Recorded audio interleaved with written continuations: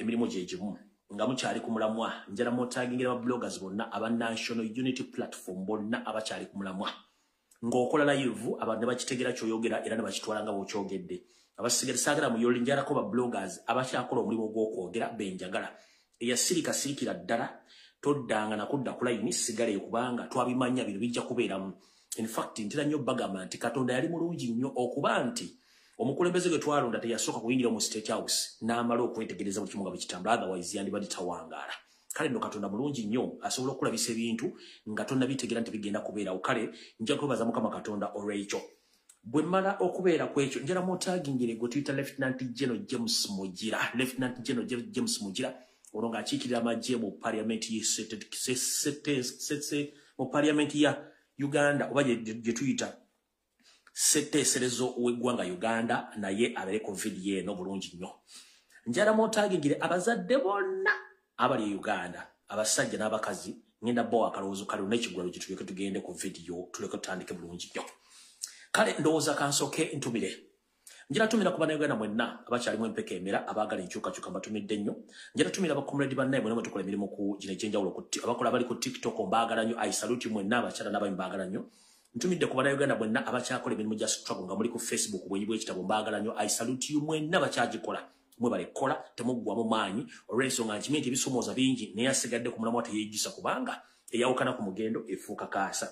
Kati njala tutandika n'akalowoozo ka leero tulyoke tugende ku kiggula luggi ndyoke nsumula information n'omuntu yeewuunya.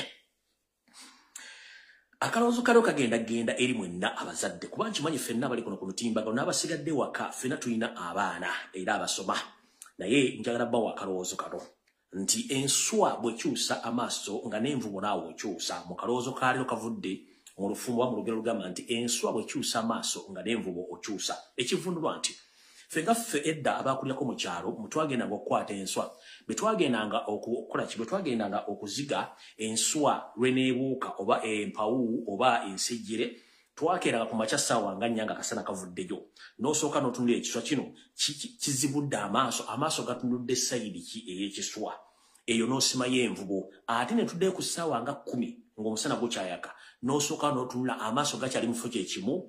Bw'osanga ku saa 10 nga amaaso gakyuse gadduze sayidi erala nga osimayo envubo okwetegekera ki ekinajja y'ensonga lwaki tugaa nti enswa bw'ekyusa amaaso nga nawe envubo okyusa. Luza mutegedde bulungi. Kati kino kyenjagala abazadde mwena mumpulirize bulungi kana akalowoozo kange ate njagala mukatwale nti bwe tugamba nti enswa bw'ekyusa amaaso nga n'envubo okyusa mba ntegeeza ki? Njala tukkirize nti ensi bwe yali si bw'eri olwaliro ebintu bingi bikyuse. Uganda nga mugiraba nti abantu batandise ogifundamu mu byenfuna mu by'emirimu na buli kimu. Kizibu nnyo omwana w'omuntu okusoma okuva ku nassale mpaka ku university n'afuna digiri n'agenda n'afuna omulimu. Kizibu nnyo Uganda olw'ensonga nti emirimu tegikyaliyo era buli muzadde bw'amaliriza ate anoonya nsimbi zikolera mwana ono visa kumufunira passport na visa kweyongera ogenda mu nsi z'Abawarabu oba ez'amagulu meeru ogenda okunoonya ekyo ekigulira magala eddiba. Naye ng'ate weewuunye mu nsi z'amagulu meeru emirimu egikolebwayo si gye gye twasoma kitegeeza kati tusoma busomi kutuuka te muntu alina identification era diguli oba diploma naye ng'ebyolina okukola mu Bulaaya si bye wasoma. Kizibu nnyo. Kati ngerako gagga omuzadde ali eyo bw'obanga olina abaana abasuumusemu mu myaka ng'okubiriza omulanga asomesa omwana okuva ku nassale omutuuse ku senior 4 ezo so ngenda kukkiriziganya naawe tulina levels 2 omwana kw'olina okuba nga at least bw'obanga omuwaze nnyo atuukeyo. Weerere omwana at least atuuka ku senior 4 oba weerere omwana atuuka ku senior 6 ebisigadde ngenda bikugamba buwulize bulungi nnyo abazadde mwenna balina abaana basuumuseemu. Ngemba nnyonnyodde nti kati okufuna omulimu Uganda kikwetaagisa okubanga oli genius oba ng'oli wa Luganda oba Oluganda omukono omukwano mu gavumenti ya Yoseri oba mufumire ya Yoseri ekitali ekyo teri munda Uganda asoma n'afuna mu pate guliyo. Kati ngenda basaba abazadde bw'oba olina omwana wo nga yamaliriza senior 6 oba yamaliriza senior 4 ngenda kukusaba mu mataata totunda bintu byo kumwongerayo waggulu nedda. Totunda bintu byo takalyo nyumba yo bintu byo bikalu kuweerera mwana kugenda ku university oba kusoma senior 6. Kola ekintu kimu oli nebaza bwendi bawendi oba nga siriiwo ojja kunebaza. Ekisookera ddala omuzadde yenna buli lwowerera omwana n'abanga asomye nga talina kyakola kikutuulira gwe ng'omu nekikuddira naye buli mwana olwamusomesa n'abanga asobola okusumukamu n'asobola okwekozesa kiba kitegeeza nti gwe ofunamu kale ngenda basaba omuzadde yenna muna Uganda totunda nnyumba yo totunda ttaka lyo totunda bintu bye bikalu nti ogenda kuwerera mwana amale senior 6 oba agende ku ddiguli asome nedda ngenda basaba ekigambo kimu nga sinagenda yeeyo naawe omwana ampuliriza ngenda kusaba ekigambo kimu tube bantu bakulu ate tulooze ng'abantu bakulu tuve mu kwemulisa nti nze nasoma sisobola kukola mulimu gwa wansi eno ebulaya gye mulooza gye tuli emirimu gye tukola tetugisomanga nako mirimu mirala nnyo tebakwetaagisa ddiguli yo tebakwetaagisa ki beetaaga maanyi go mubiri gwo bwongo obwo nakwata ssaawa ebintu bibayagala tebeetaagamu simedi diploma simedi nasoma kiki simedi zirali mugezi nnyo mu chemistry ze mu science simedi nkola history oyo kasasiro musoma irrelevance tebabimanyi eno ebulaya beetaaga mubiri gwo budde bwo magezi go na ssaawa z'olina kukola bibagala byokka tebeetaaga nti wasoma kubanga bye wasoma bwesi basoma birala kale ngenda kusaba tusooke tujjemu amala simanyi nasoma saagala muntu asaye nga njola kasasiro simanyi siika chapati simanyi ntunda bijanjalo simanyi nkola mu katale nvuga boda nvuga taxi ngenda basaba abaana b'obulezi nabo bola musooke mwejjemu amalala oba wasanze obbi onakusanga okola gwe nunango mulungu wakusanzemu agenda kukusekerera aga kituyita amala gakulembera ekigo ensonga lwaki nti agenda okusekerera si agenda okuwa omulimu si agenda okukulisa si agenda okukola ki si agenda okusuza era kiddayo ku ggwe nti akusekerera aba akusekerera kukuteekamu nsonyi naye ng'ate ensonyi sizigenda okukola ssente ojja kwetaaga okulya ojja kwetaaga okwebeezawo ne famire yo abantu bonna abakola mu butale baasoma abantu abavuga boda baasoma abatakisi baasoma abatunda emiyembe ku kkubo baasoma abayimba mu butale ebintu baasoma tulowooza tewali ataasoma abataasoma kati batono nnyo kati gobonodde eyo ngoze mu system simanyi ninda muli mukola application tuli mu office netole mu katebe maama ojja kubanga otudde ku gajjo kitegeeza nti olina okwejjamu muzee tisimanyi obi yansanze nga nfaanana kye tuyita mu luzungu bakiyita stop waiting for white collar jobs start your own business and don't mind about people who meet you, who your hobbies and hobbies, mind about the income of that job. Fako chintu chona chofuna mulimu ogwo. Tofa simanyi gondi yansanze simekalika girlfriends nedda fako chintu chokola nga kivaamu ensimbi. Ngaba tugamba nteri walanga wawo ne bozimbe nyumba Masaka ng'okulira Kampala wabeera wawo. Kati wano ngenda okuva ntandike malirize akaloozo kalero. Kati gwe omuzadde yenna ngenda kusaba mu kifo ky'okukwata ssente nti owerera omwana ddigula emyaka 4 oba 3 Makerere. Kwata ssente ezo oziwa omwana oyo agenda anoonye ka bizinesi akatono k'asobola okwetandikirawo asobola okutandika omulimu yeekozese oluvannyuma ajja kusobola okweyongerayo gye bujjawo kata kuba okusoma tekukoba nawe omuzadde omwana wamaze sinya 4 ng'owulira gy'omusindika takyayira bwongo bugendayo nga n'omulimu tosuubira nti agenda gufuna lwakiri kwata ssente kye tuyita capital ozimuwe agenda yeetandikirewo omulimu kagube gwa kusomba manda kagube gwa kwokya chapati kagube gwa kusiika chapati kagube gwa kutunda binyeebwa kubanga ensobo ekyusa amaaso nga n'envuga okyusa teri kintu kirungi kisinga kwekozesa bonna abantu abali mu kwekozesa temulowooza nti baasoma abasinga obungi tebaasoma baasalawo lumu gwe bonna ogamba nti olinza omulimu okola application ofune omulimu teri agenda kuwa mulimu njagala kuwa ekyokulabirako mu Uganda abantu abasinga okukozesa abantu be tuyita ba CEO abalina bizinesi zaabwe abasinga obungi tebaasoma mujye mutwala application omuntu gwotwalira application ajja kugamba you are overqualified sinasire zengenda kuwa kyofuna nti osanga mu business esinga obungi mu arcade nga nannyini arcade teyasoma abakola bonna baasoma naye nga bakosa teyasoma lwaki yamanya ekizibu kye kyofuna nti osanga kampuni ezisinga obungi nga zikozesa abantu naye nga nannyini kampuni okusoma kwa munguuba naye nga atalina business yagitandikawo gwe kyokyo omulala akikola kati gwe bw'onootyamwe simanyi nasoma sobola kwetandikawo business oba omala biseera ngenda kugamba toyonoona ssente zo mb'owerera mwana agenda ku ddiguli omwana bamaze sinya 4 akiri mukwatire capital atandike business bamaze sinya 6 quarter cent atandike business eyiye ndeyo bantono tono abaana ab'obuwala n'ab'obulezi muve mu malala teri kintu kibinga kikyo ate teri mulimu kyafu nga togufunamu omulimu okubeera omukyafu nga togufunamu naye ekintu kyonna bwe kiba nga osobola okukifunamu ensimbi kiba kikumala tolinda kirala kubanga teri muntu agenda kuwa mulimu akusasule ate ng'omuwerako amateeka oba oyagala okufuuka bosi kulwo wetandikirawo omulimu so kyenva mbagamba temwonoona ssente zammwe nga muwera abaana gasimegera ku diguli mu Uganda teri ejja kufuna mulimu kubanga buli mwaka kitono nnyo miliyoni 4 zitikibwa nga zina degree diploma certificate nenga tekuli ayina mulimu okujjako bo ogenda okunoonya ate yibagenda bawo emirimu. So mwabazade mbere creative nnyo temono na nsimbi at least mwabana capital batandike emirimu mbakubiriza okuba nti beetowaze baleme kweteka malala. Tekabadde akaloozo ka leero tugenze ku Kigula Lodge. Kansulenti buli muntu gwe natumye yenna bamutuusizza wano kubanga video saagala giddamu. Benna tumye okundeetera mubaleete wano saagala baddamu. Tugenze maaso mu Kigula Lodge kya leero. Mu Kigula Lodge kya leero njala soko kwebaza bannayuganda mwenna abakyali mu struggle. Naddala betuyita aboogezi ku mitimbagano egy'enjawulo. Mwebale kukola mirimu gino kubanga si kyangu. Kansooke mbazzeeyo kokemabaga kye tuta flashback mbajjukizire ntulyoke tugende ku Kigula Lodge kya leero. Wetwatandikira struggle eno mu mwaka ogwa 2018-2019 okutukira 2021 oba 2022 twali aboogezi bangi ku mitimbagano ku lw'enkyukakyuka. Nga ne space obessaawo ogenda okukolera video ekuwa challenge okukola video olw'obungi bwa video ezibeera ku live. Ogwo omudigido ne tuguyita mu bulume. Ne tutuuka mu kulonda akalulu twali bangi nnyo.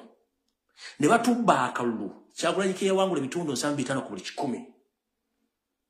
Nenga mission yali nti akalulu bakatubba abasinga obungi bazikire bagwemu amaanyi era mwakira abasinga obungi ne bakomaawo. Farama nyanti struggle si ya lunaku lumu ya banga ddene twasigala tuwogera. Naye gulwachi weewuunya nti fa basigala tuwogera kuba twalingako abantu nga 50 abakola video lunaku nga buli mwakola video ajja nayogera kino buli mugake naye kati weewuunya abantu abasigala wabatono lwaki ate babalwanyisa. Nga n'akabinja akalwanyisa kekabinja akasirika wetugendera mu Kigula Lodge kya leero mulyoke mumpulirize nga mazombe baza mwenna abogera ku mutimbagano. Mu Kigula Lodge kya leero ngenda bategeeza nti omweyogereze takusuuza kayanzi. Buno bubaka njala bugende mwenna abakyali mu struggle. Omweyogereze takusuuza kayanzi. Olw'ensonga nti kambuukire jjajja wange wabuukidde oba kambuukire mukulu wange wabuukidde ebiseera bisinga ofunamu obuzibu bwatomanya banga kiri amazenga abuukire wantu awo oba ddi lwabuuka na budde ki. Kati gwe muganda wange akyali ku social media ng'okyaweereza obubaka obuzoganya obulabisa yosenti bahabura tabasira mutano wakali kyensire tubazizidde ne gavumenti ye. Nkusaba n'obuwombeefu toddamu kuwuliriza bigambo by'abaseddekezi abali ku social media abaafuula nti bankyukakyuka bakwogerako oba kuvuma oba kukola ki gumya mutwe kubanga enywera y'erima. Tukimanyi bulungi nnyo nti mu struggle muno mwalimu abantu abali bazze okwenoonyeza ebyabwe nga kati bakyalimu nga kibakwasa ennaku kuba nti bo we baakoma we balina okukoma fe abaasigala nga tugenda maaso kuba twalina waaka we tugenda maaso. So kati gwe omuntu waliyo ng'obadde okola video ne bakuluma empindi ku mabega ng'obadde okyazikola nkukubiriza omulanga tova ku mulamwa ku lw'ensiyo eri abantu bakirumira mpiyibbi abamanyi omusota ogulina emitwe ebiri. Abantu mu struggle balina emitwe ebiri bangi nnyo ng'ewa Museveni afunayo ssente ne mu struggle afunayo ssente kati nga kyalina okukola alina kuba gwalemedde ku mulamwa. Kati ngenda kugamba ku lw'eggwanga lyo ne ku lwa famire yo ne ku lwa bannayuganda b'olumiro basasobola kweyogerera sigala ku mulamwa. Oba kugamba nti oli mubbi oli mutemu oli musezi naye ng'okimanyi mutima gwo tokiyiimu. Please keep on kubanga ebivumo tebimenya ggumba. Oli ne mwana akuvuma atya nkimanyi osobola okufunamu enkenyera naye nkubuulira tova ku mulamwa. Bannayuganda bangi abatasobola kweyogerera. Bannayuganda abangi abatasobola kufuna information. Bannayuganda bangi abafiiriddwa ensimbi zaabwe abafiiriddwa amataka gaabwe obusambatuko obutuuse abantu bafa teryayogera.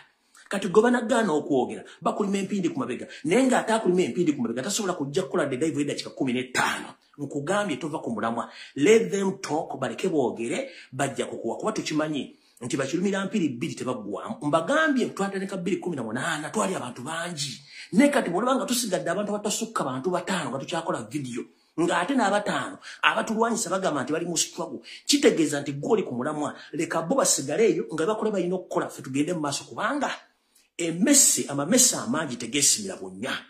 Tolwana na biyenje ng'olina dduumu keera ku makya go information yo tambula kubanga tukimanyi bangi nnyo abalina ennugu olw'okuba nti mujja ne mukola live. Tukimanyi nti eryali balina ennugu nga basasula okubayizikiza mu ne bakwogera ku bantu abo mu gavumenti abo nabo gye bali. Eri abantu nga be kigendera kyabwe kyali kyakulabika ku social media baalabika kyaggwa. Kati gwalina ekyokulwanyisa eggwanga n'okusevinga eggwanga lyo. nkugamba kikole ensonga lwaki ono kikola buli lunaku Museveni spending millions zitaka wansi wa 300 ku TV ku radio ne mu ba public figures okudefending ekintu kyekivundu n'obulubwe babba kati obanga gwe tewali akusasula dene 10 ngokera n'okwata data ne Facebook account yo nojja noyogera ensonga zo kimanye nti ekintu ky'otwanyisa kinene kati obanga spending $3 on daily basis gwe ngojja noyogera nga toyinaako gwo sabye sente toyinaako gwo walampye ng'okola information va ku mirambo egitambula kubanga abantu ambafu lwakuba bali mu okuziikibwa nkiddamu abantu ambafu bali mu okuziikibwa batambula nenga bafu luya lwa munyindo olwekula wekka ate buli muntu oyina olulwimbi wo kwata enkumbi yo genda olime okole ky'olina okukola ng'omuntu va ku bantu ojja basobola kati ngenda bagamba buli muntu ali ku social media nga okusigalako okyakola bannange musigale ku mulamwa temuvaako era njala kubaza abantu bali wammanga bakyakola emirimu gino wammanga njala kubaza muganda wange pato Uganda we balikola niwankubadde ebisomozo bingi kojja omugezi we balikola wadde ebisomozo bingi ASP William Asimu we balikola wadde ebisomozo bingi muganda wange Masawa Faustin we balikola wadde ebisomozo bingi tuyina abakyala bali ku TikTok waliwo muganda wange Nisima Gifti waliwo Batandise n'abala bangi nnyo bali ku TikTok abakyakola emirimu gino mwe balekola nabe simenye manya kubanga amanya mangi nnyo mwe balekola nammwe abakyasigadde mu struggle mwe balekola n'abali ku ground abakola emirimu gy'oku ground kuba basinga omungi tuli mu diaspora kyali abali ku ground nga mukola emirimu gya struggle mwe bali nnyo balire ddala muve mu ntalo tuzoganye omusajja mpaka temugwa maanyi so mukalowoozo kale omwegereza takusula kayita kusuza kayanzi mukole emirimu gyammwe abantu bangi basasulwa okuzikiza struggle mbagambye nga tutandika twali abantu abasukka 50 nga nekisawa okulya video esobola okubula wogikolera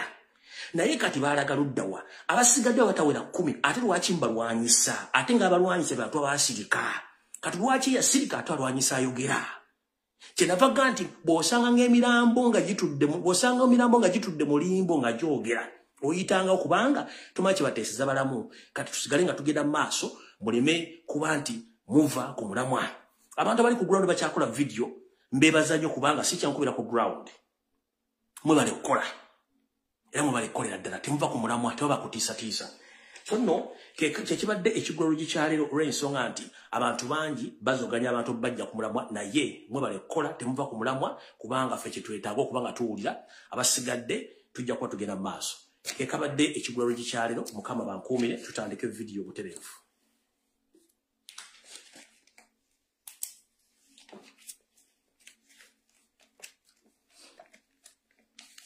tutandise tutya ndowooza kantandike n'enjega eguddewo nga obudde buli malya ga misana Endobesu njala mu gimpeere Uganda Police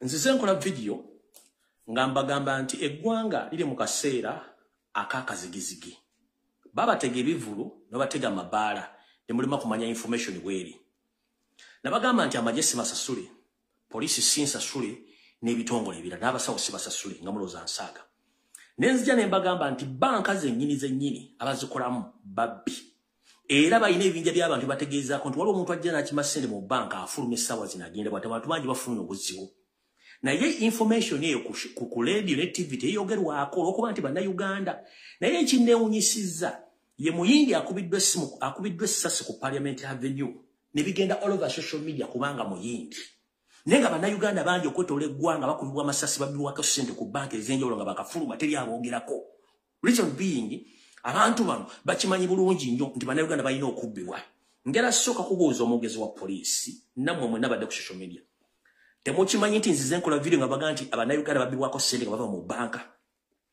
olwo lufuluma banka bw'ati ne bamukwata babbi ne bamukidinappinga ne ssente bazitwala bamuggyako ssente bagenda bw'ate temukimanyi kati njala kubuuza Uganda Police mutuukiddewo omwogezi wa poliisi ombi ku mwogezi wa poliisi naye najja nayogera ebigambo naye njagala mudde omuwulize statement y'omusajja wa poliisi gy'akoze nga tekwatagana omanyi nze ntunula nnyo abantu bali poliisi statement ze mukoze tezikwatagana zaawukana bulungi ziringa ng'empale za Museveni kubanga byomwogere tebikwatagana nze ngenda kubuuza ekibuuzo kimu kyokka ngende ku information endala Ngamba gati bannayuganda bangi babbibwa mu banka nga bakafuluma teri ayogera kuba amasasi teri ayogera. Ngera kubuuza omwogezi wa poliisi ayogedde bulungi n'ebyayogedde bina tebikwatagana byawukana mukulu. Tukimanyi bulungi nnyo nti all financial institutions oba ebitongole byonna ebiddukanya okufulumya n'okutambuza ensimbi mu ggwanga, being it microfinance, saving scheme, banks oba ebitongole bira byonna bibeera n'abasirikale ku luggi olusookerwako ng'oyingira lutuyita wankaaki. Abasirikale ebitongole bya bulijjo bya private companies, private security companies, ate mule nombeeramu wa poliisi.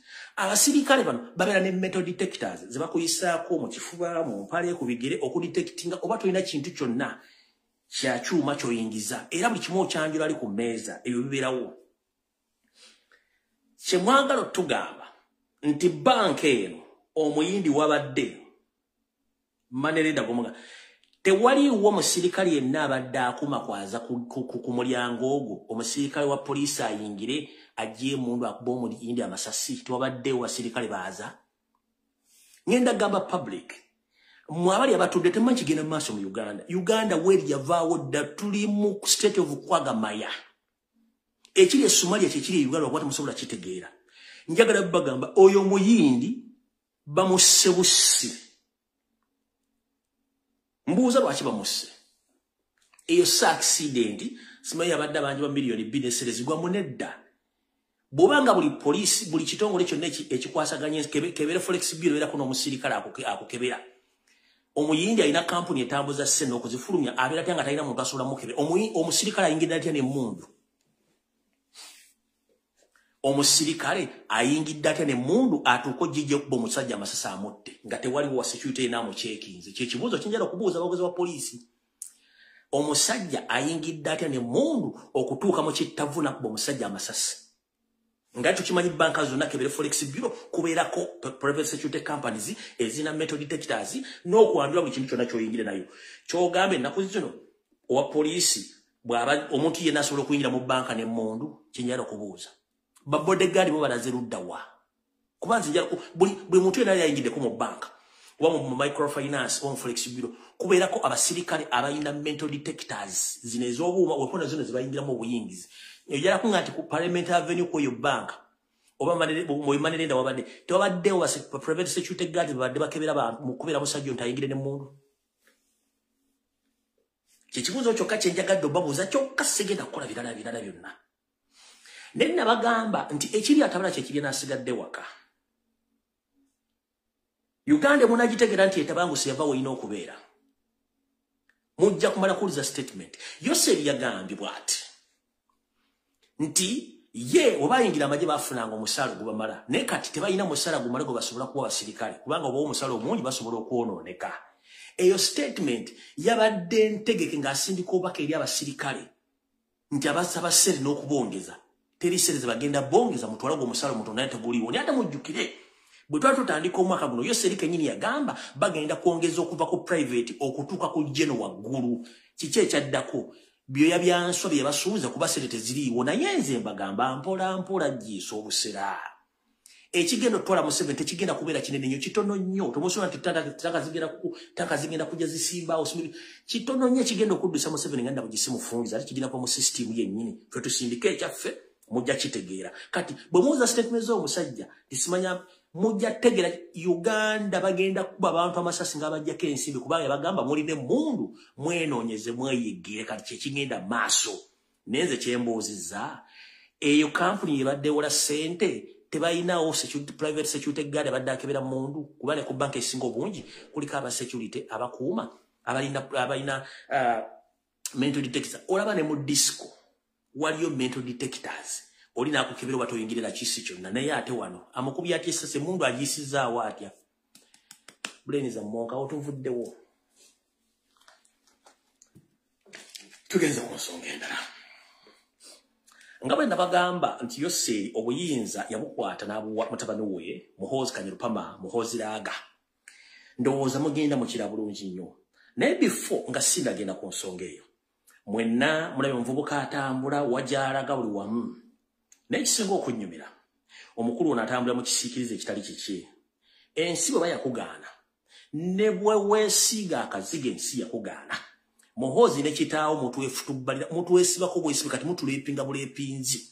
In fact, let me state this statement. Yoweri Kaguta Museveni and your family, you are just tying yourself on Ugandans. We are very tired. In fact, now you are raping us. You are sexually harassing Ugandans because we are tired of you. Ugandans elected Robert Kyagulanyi Ssentamu as their next president, but you rigged the elections, forcefully, you install yourself into power.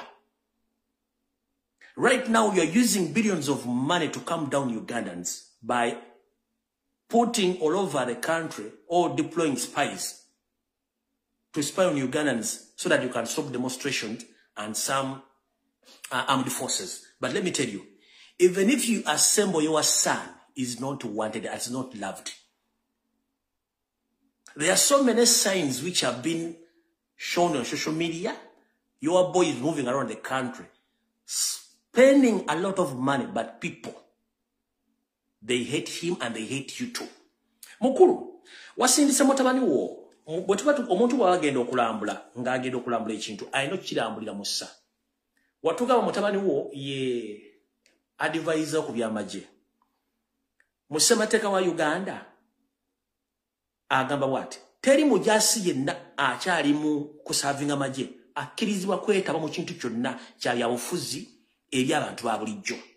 Ekyo ssemateeka akyogera.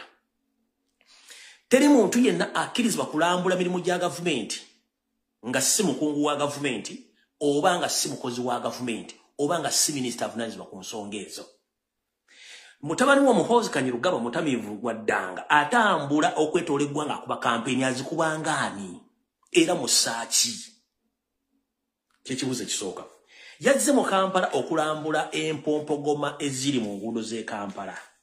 Yazirambudde ngaani kubanga si Minister of Works and Transport, si road mayor, si executive director, yazirambudde ngaani. Is just a mere grown-up general.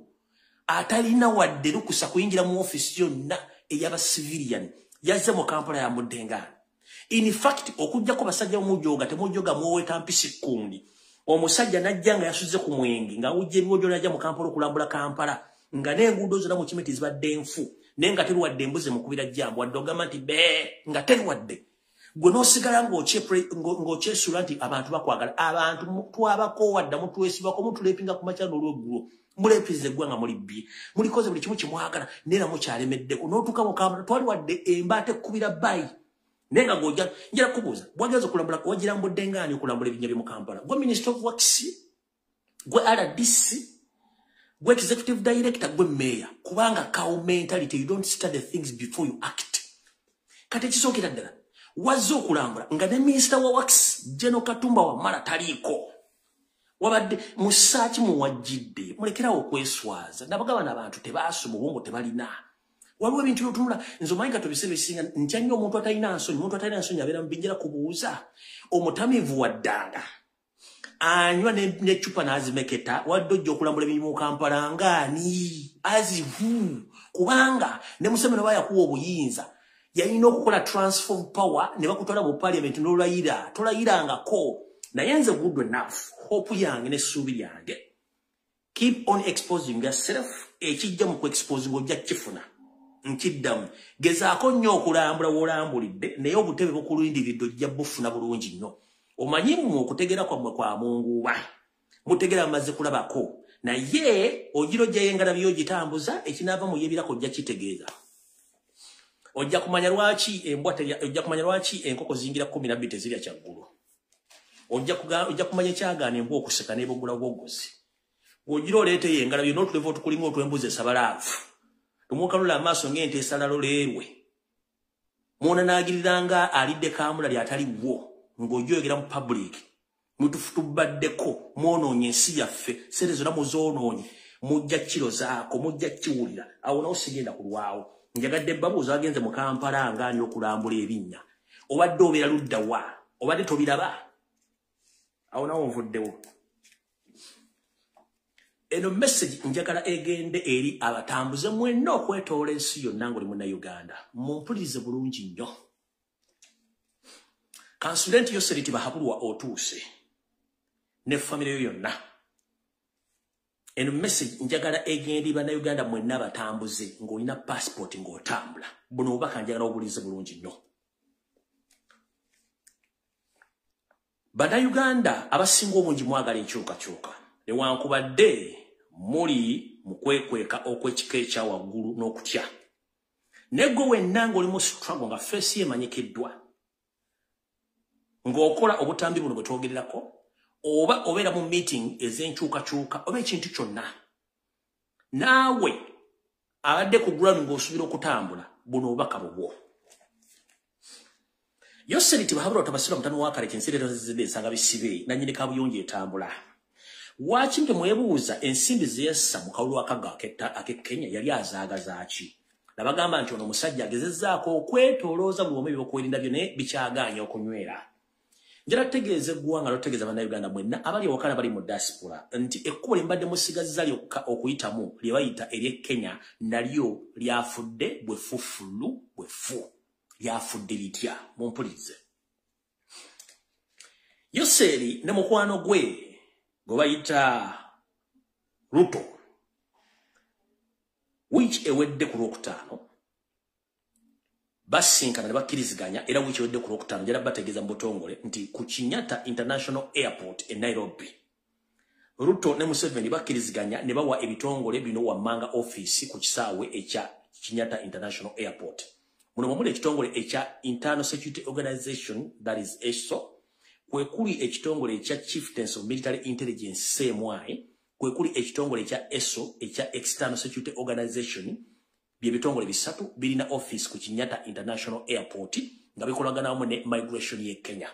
Omuntu yena wango ba mu diaspora obango ove Uganda ng'ofuluma ogenda kuyita Kenya, buli lw'oteekamu passport yo nga ya Uganda oba ne batakutegeera basooka ne bakusindika mu office eyo eyabine bitongole to verify you n'okumanya bakwagala bati bakwagala. Kati mwe bali mu diaspora ng'obadde oyita Kenya nkuwagaabwa sooka oyimirizemu lw'ensonga nti ISO CMI ne ESO officially bafunye office ku Kenyatta International Airport nga buli muntu yenna ayingira eggwanga lya Kenya ng'ayita ku kisaawe ekyo passport yo ligiteekamu bakugamba bugambi tugoberere nga bakutwala mu office za ISO ne CMI to verify nti oba oli omu kwabo banoonya era batoli ku omu ku banoonya bakuta n'ogenda obanga oli omu kwabo ku banoonya bago basuubiriza kuba n'essimu zo bazikuggyako to cross check your social media platform kasita bakusanga obadde okoli active social media ng'owakanya gavumenti bibantu abasinga obungi kati ababulira e Nairobi nga temutegedde Abannayuganda bangi nnyo babulidde nnyo e Nairobi nga bafamire zaabwe tezitegedde babulidde ludda wasonyera banga nti Kenya right now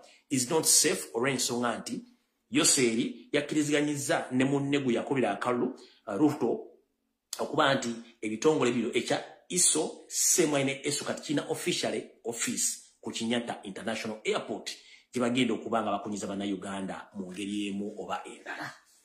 Awo nawo nvuddewo. Enzikiriziganya eno yatuukibwako olw'ensonga nti Museveni akimanyi nti bwe yalinga balwanyisa omugenzi Obote n'Amin bakozesanga nnyo ensi ez'omulirwano omwali Kenya ne Tanzania okuggala enzigi zonna eri abalabe baayita abalabe Museveni kyovula nti ennaku zino atiitirira nnyo n'omukulu Ruto weppo n'ono omukyala ow'e Tanzania okuba nti emikwesese bo gye baakozesa mu kuggyako gavumenti ziri agiyambisa ogizibikira okuba nga tuwa muntu yenna asobola kusiisira mu bitundu ebyo ng'asobola okuba nti akola emirimu gy'okuyeekera oba okwagala okuggyako gavumenti ya Joseph Seriti baabulwa Lutabasiro mutano wa Karekezi. Yenna akola kimanye nti ebintu ebyo obitegeera bulungi nnyo nga bwe biri. Ndowooza kasooka empisewa akantu k'omuvubuka ono gwe bayita Balista Timo njala mukasale mukamuweereze. Muganda nkulamusizza nnyo kansubire nti oli bulungi naye eno mmesi njagala ogitwale nti ya mugaso nnyo gy'oli. Nfunye amawulire agandaga nti oba kansuka nga sinagenda yeeyo. Uganda, buli Munnayuganda yenna ng'okimanyi nti oli wankyukakyuka wadde bakumanyi bate bakumanyi. Togezanga nozza omusango n'ogamba nti ogenda mu nsi z'Abawarabu obeereyo mirembe oba ofune refugee status oba ofuuka asayira mu siika mu nsi z'Abawarabu. It is impossible. Ensi z'Abawarabu ezimu tezaasayininga international treaties eza Geneva ezisobola okukuuma abantu abasaba asayira mu ngeri yonna esoboka. kati gwe muna Uganda ali togezanga n'okwata akatabo kontodduka Uganda wabya bufuzi obozizo omusango kyogenda mu nsi ez'Abawarabu ezimu togenda kufuna buvuna bwenkanya bajja kukwata bakuzeeka kati mu ngeri erimu eggwanga erya United Arab Emirates lyasayininga endagaano ya extradition wakati wa Museveni ne Yoseri ekyusa abazibe emisango bwabanga oli bamwagala e Kampala ne Dubai bayina omuntu gwetaaga nga azze emisango Uganda emukwate nemuwaayo kati njala tegeeza mu n'abaana Uganda bali Dubai n'abali Uganda nti endagaano eno wakati wa Uganda ne Dubai ey'okukyusa abasibe weeri so muganda wange Balista Timo kana eno information yo wetwogerera essaawa zino mu nnaku ntono nnyo oba wiiki ejja ng'eggwako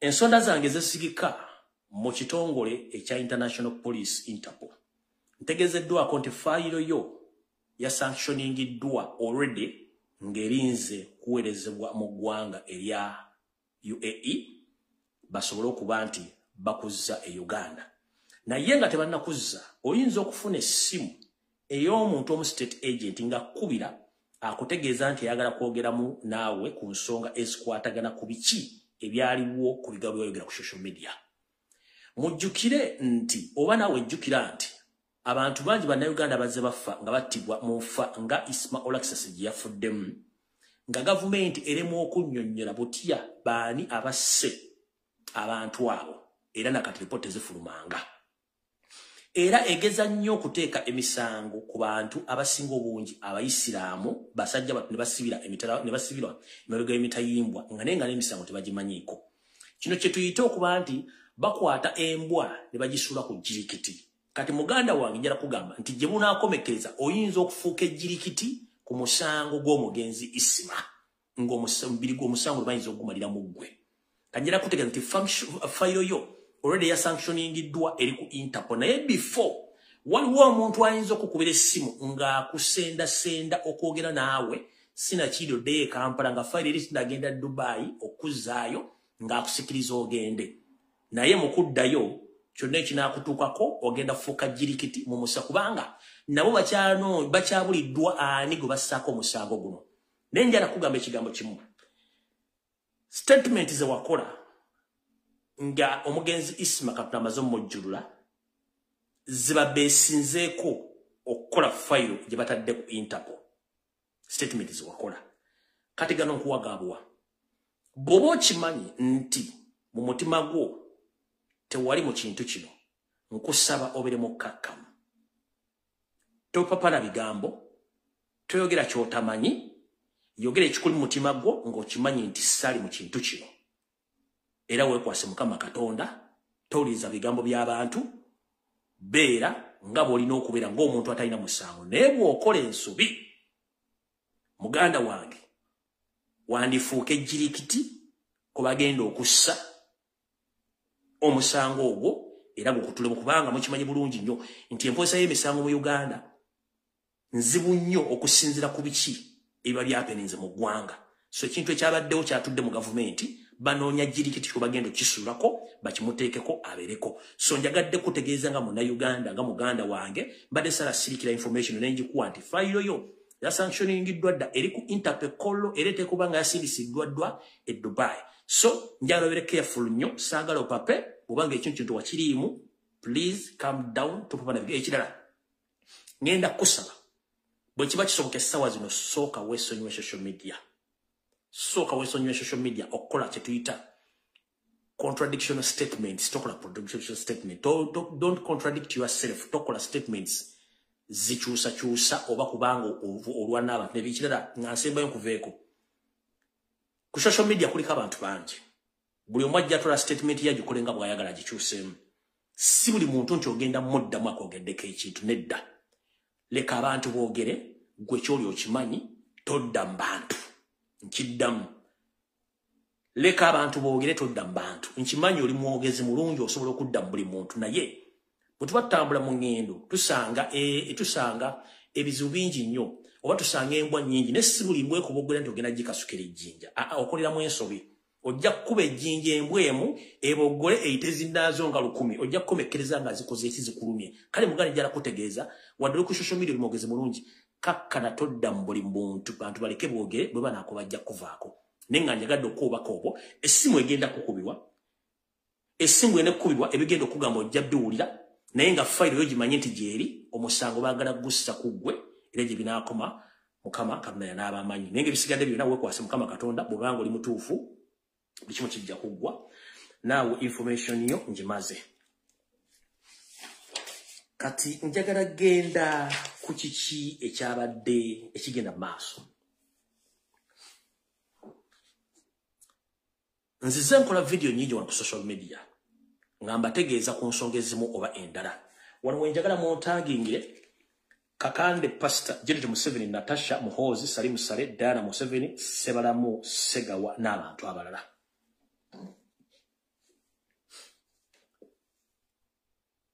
Katonda tuwa obutonde kye tuyita nature era yatonda ensi eno nga buli kimu bwakitonze bwe kirina okuba naye ffe abatabanguzi tutabangula ebintu bingi nnyo we twogerera Uganda eyali ekkula oba kye tuyita Pearl of Africa efuuse ekisekererwa olw'obukulembeze obw'omunguuba n'obutayagaliza obuli mu Uganda n'obujoozi n'obutamanya ebiri mu Uganda omululu gususse ekisokera ddala entambula yasanyaladde ku luguudo oluva e Kampala okudda e Masaka n'oluva e Masaka okudda e Kampala ng'amazzi gamaze okusala ku luguudo lw'eppo n'okwonoona omugga Katonga n'egukutulamu ekyo si kye kyokka eri gye badde batadde alternative route okuyisaayo emmotoka ate yo weesaana essala z'amaanyi okubanga wafunnywa kubanga oluguudo lwe baalase nti abantu bagenda okuyita olw'essembabula ate kuliko emigga emikambwe ennyo Katonga njala sooka kugaba abasajja bayinula mwenna abali kuno ssaawa zino era ngenda kusaba paliamenti ya Uganda temugeza ne muyisa ssente oba yunula temugeza ne muyisa ssente okukola omugga Katonga oba okukola oluguudo lw'e Masaka olwali oba enkya oba ddi please temuyisa ssente ezo musooke muzireke nsaba paliamenti yunula temusooka kukwata sereza muwa musolo okukola luguudo lw'e Masaka oba kukola Katonga no musooke muzireke ensonga zino wammanga zengendo bawa zigenda okumala egoye mu kibya Uganda yensi mu nsi yonna ne mu East Africa erina ekkubo erimu erigenda emugga ate nga liri kuzza tetulinawo alternative routes zigenda mu nsendala ezigenda mu bitundu ebirala katugamba oluguudo lw'e Masaka lulina luutu emu Kampala Busega Masaka tekuliko oluguudo olulala Mityana tulina oluguudo lumu nti Mityana tekuliko oluguudo olulagguka Mityana bwe tugenda bombolodi yoyo bwe tugenda nti jinjalodi yo tekuliko nguudo ku myaka 37 oba ku myaka 5 ku myaka gye tugenda okweza Uganda nga batwetongodde tulina ebizibu bingi nnyo olw'endowooza ennaffe y'abakulembeze abalowoleza okumpi n'ebisige byabwe abatasobola kwebuuza kino kijja kirala kitemotekawo ssente 1 njagala mu mazima ga Katonda mu ggulu nga n'obukuba butonyerera njagala yindula etubuulire yali efunyeeko schematics z'emigga egiri ku luguudo lw'e Masaka bwe njogera ekigambo schematics kigambo ky'abazimbi naye yeberanga map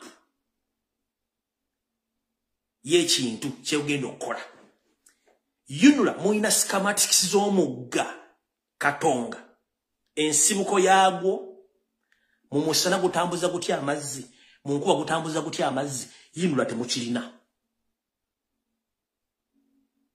kebere Minister of Works and Transport temuyina schematics za mugga Katonga gye gusibuka engeri gye gutambuza amazzi ku musana ne mu nkuba temukirina temulina lukolizo tezirina kubanga mwenna abasinga obungi mukolagadde nga linga embwa etunda omuzigo nti bwe gunaadiba ngenda gwerira nganze embwa kati mbagamba njala tandikira wano gye mwasindisa abantu okuyita essembabule waliyo omugga gwe bayita Kyoja era ne Katonga gyasibuka okwotola district omuli Masaka omuli Mityana ne tujja ne Gomba okuyingiraawo nkulayira tene musajja wa yula kabere Minister of Works amanyi mapu ya mugogo basikamatisikiza mugogo tateriyo naye abasajja bano mbulabiko emisana nga balese batandise okuleeta ebimotoka byabwe bayimiridde bano nyege bagenda okufumba mu ekintu ekyo eyo si emanya y'enkoko nga temunnakwata ssente za omusolo zigenda okutomokako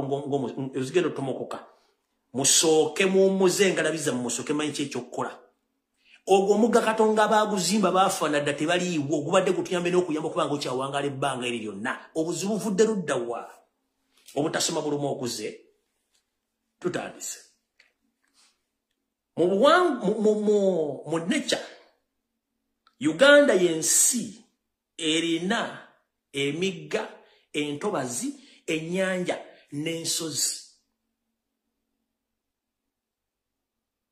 nga buli kimu kiyamba kinnaakyo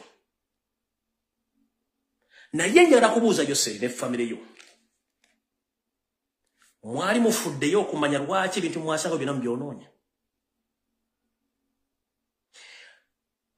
omugga Katonda n'ebigwetoolodde mu Lukaya oba mu Lwera sayidi zombi ng'ova e Kampala oba ng'odde e Masaka zonna zirina omusenyu naye Museveni ne group y'omu bamafiya bataasoma mumanyi omugaso gw'omusenyu ogwo lwaki weeguli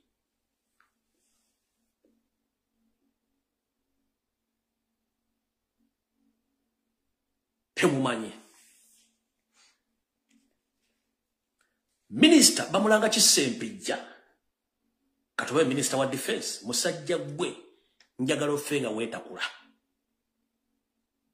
kubanga oli mutemu nnyo eri obulamu bw'abantu banna Uganda wakwata ettaka ebitundu 8 ebisanjwa mu bitundu by'e Masaka bikwasa Yoseri ne famire ye n'ebyapa bibawa nenge ettaka ebya Buganda ate nga lyalina ensonga wakiweerere mu ttaka ly'ebwakwe kuli ettaka ly'Olwera era zino famire zivunaanyizibwa okusimwa omusenyu mu Lwera naye ng'omusenyu guno byemu ku by'obutonde Katonda bye yakola ebibadde bibibira okubibira simanyi omuntu amanyi Oluganda akumanyi okubibira oba okutangira entambula y'amazzi oba obutawagguka bw'amazzi naye basajja mmwe Abachina under Museveni's influence ne Sali Musale bayina company ezisima omusenyu on both sides omusenyu no gutwalibwa China ne gukolebwamu solar panels n'amagirasi omusumba Kakande aina mu company esimo omusenyu n'erimu omukyere Janet Kembabazi Museveni aina mu company esimo omusenyu Natasha aina mu company esimo omusenyu Muhoza aina mu company esimo omusenyu Sali Musala aina mu Diana Museveni aina mu Sebalamu aina mu ne Sega Muganda wa Sebalamu baina mu company esimo omusenyu omusenyu guno Katonda guteekawo gwe kubibira amazzi obutasukka we galina kukola kusukka kudda mu bantu gwatamanyi science njala nkunyonyere mu lulimi olutono ennyo abasimi b'omusenyu bali asimyeko omusenyu bw'osima omusenyu osimako enkumbi 3 bwe ziti amazzi ne gavaayo mu ttaka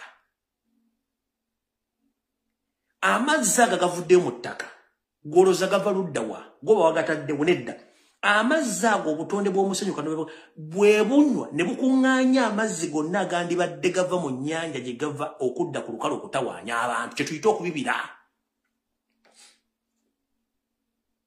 kati mu Lwera ku sayidi zombi omusenyu ogwandibadde gunywa okukwatirira amazzi ago gonna zaasigala mpompogoma emiti n'ebisaalu amazzi gano mwe gali geetayiza obutavaayo gonna byasimibwamu ne bifuuka emikwesese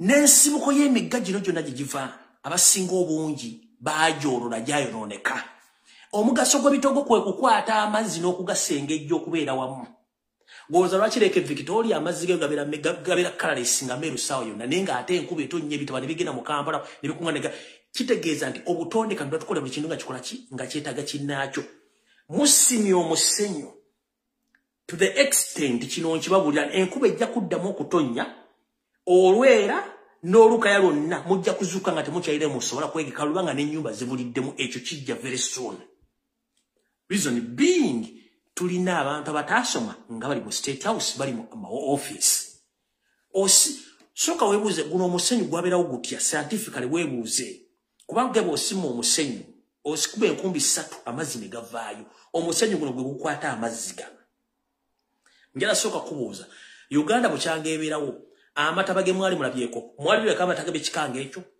kubanga abantu batabanyiza olugudo lw'Masaka lubadde banga ddene nnyo era buli kimunga kitambula bulungi naye okuva no batandika okusima omusenyu mu Lwera oba mu Lukayoomo buli kimu bwe kyatandikira okwagala okufa togera kigenda kufa kati mwe basajja mwe abayinula Minister of Works temusobola kukwata sente mutandika okukola bulije eyo nga temunnafuna records oba schematics zikwata ku muggalulu Katonga nawa amazzi gano gigabadde gabere ebbanga mulowooza gazirero gabadde galina gigabaje gana amazzi gabadde galina gigabeera nga guga gigasirikira teteri amaiti gabeera nayo golowooza gazirero gavudde mu Guno gayiika buyisigati no gabadde galina gigakuŋŋaanya gye mwajja omusenyu ne musima ne muwonoonayo kati kibadde galina okukola obbalagako obutonde mubwonoonye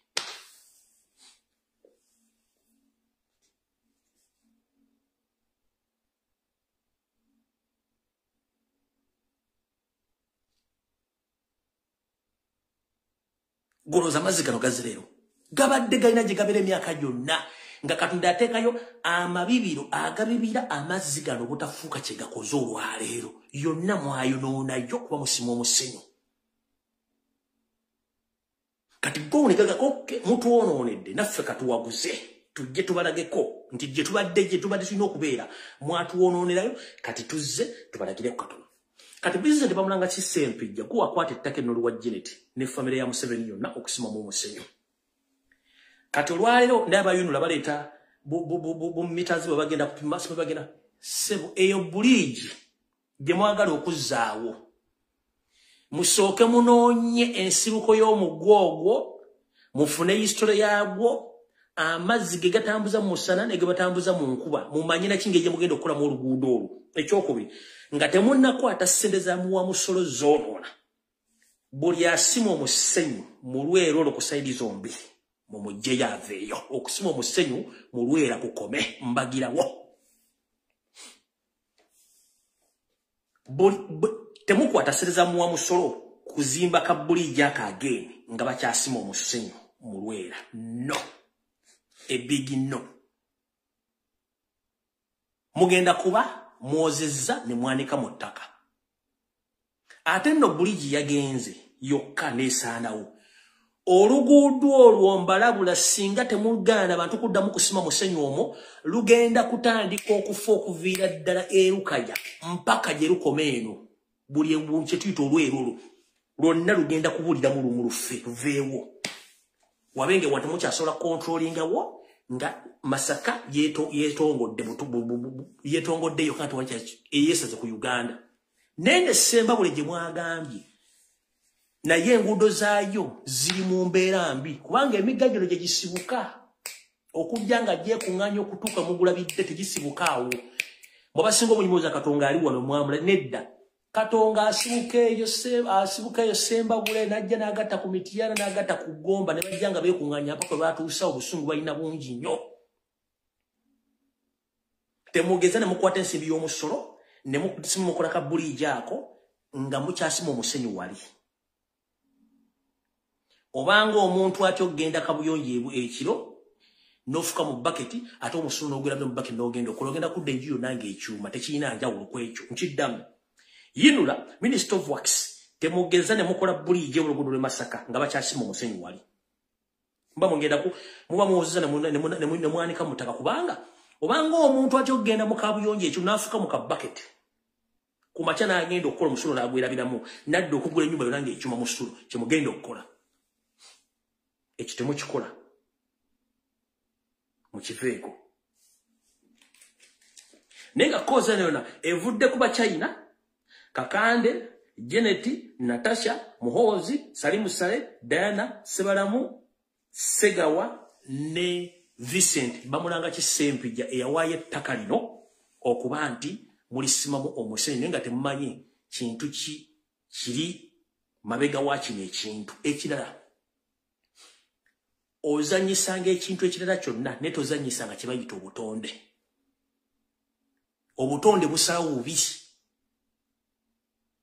obutonde busalawo bubi nnyo kuba tebwagala kumanya osobola obumanyira nga tebuseka tebunyiize tebukola ki olunaku lwe bukulazeeko nti bugenda kusituka kyekye kyabadde Masaka ate kikyali kituuza bikyajja bingi nnyo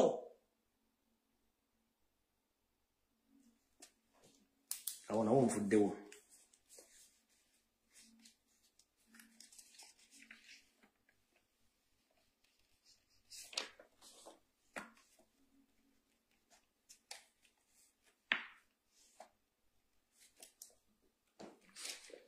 kansubire nti Ssaalonga Mulengejja Wasanya Kaloli atuuse eno information njagala egendere mwenna Bannayuganda abagala ekyukakyuka kansubire dde omukulembeze wange Robert Kyagulanyi Ssentamu ka video kano kaali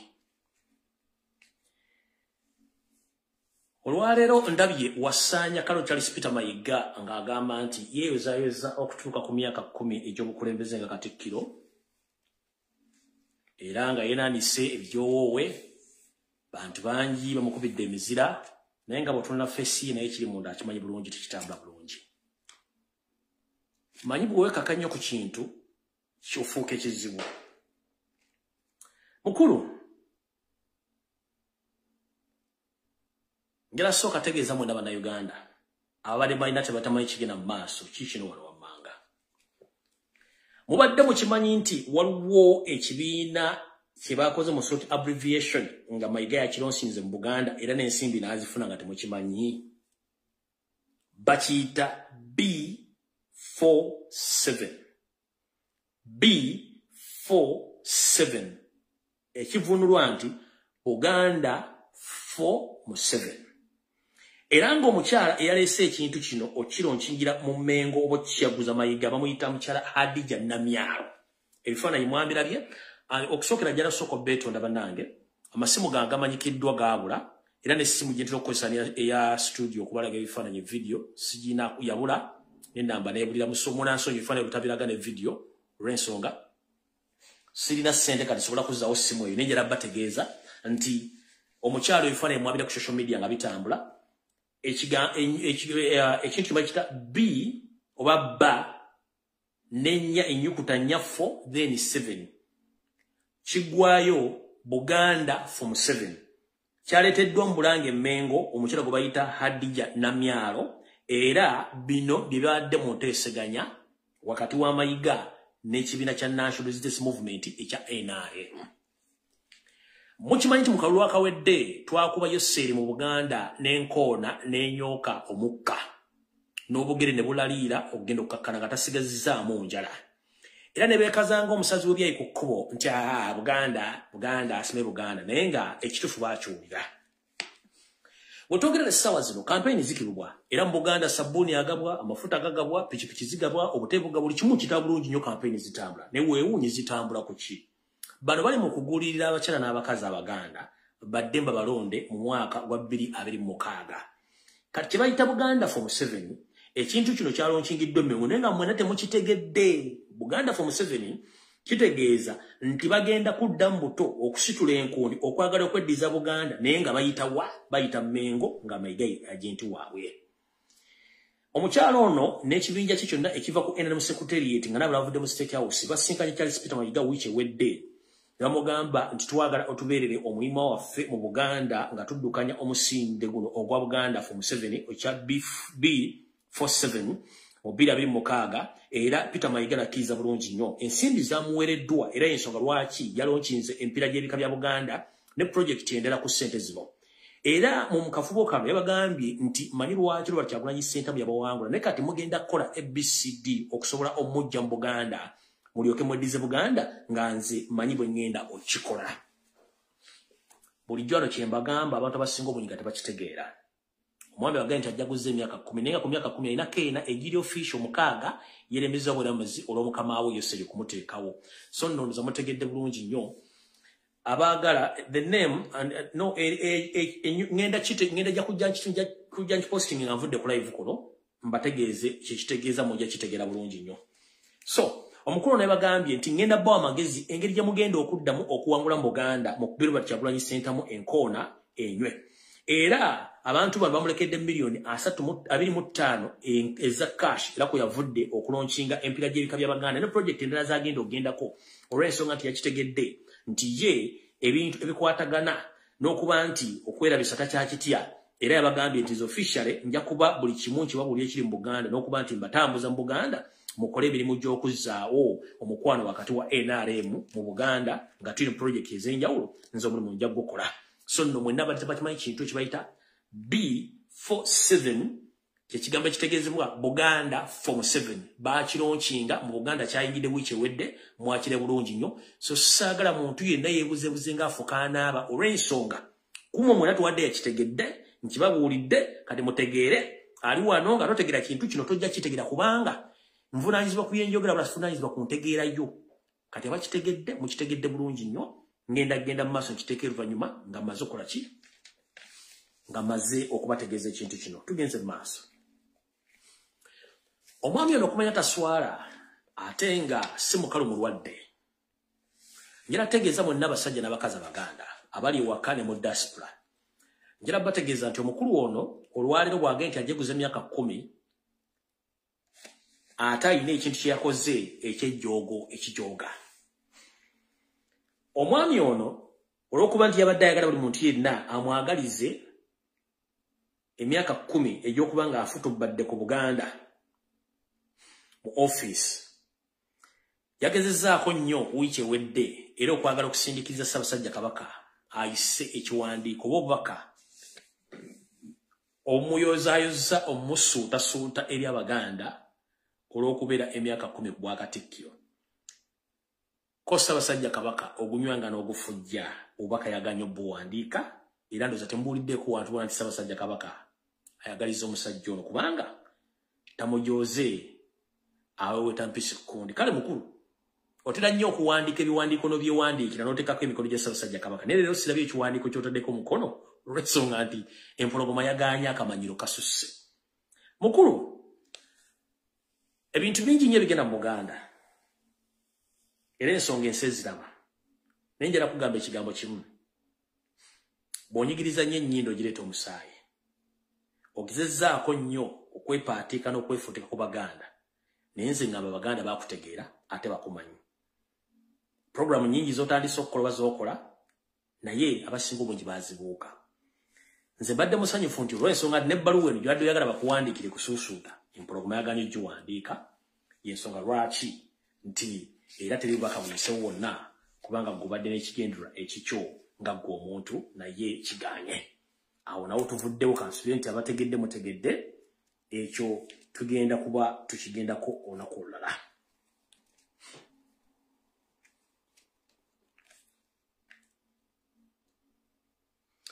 Tugenze ku omu kuba bakiise b'amagye mu ssetteesezo w'eggwanga gwendabye olwaleero ng'akinnambuka ng'akimezezza okw'omusana gwe bayita Lieutenant General oba Lieutenant General James Mugira. Kansubire nti kwoli kuno mukulu.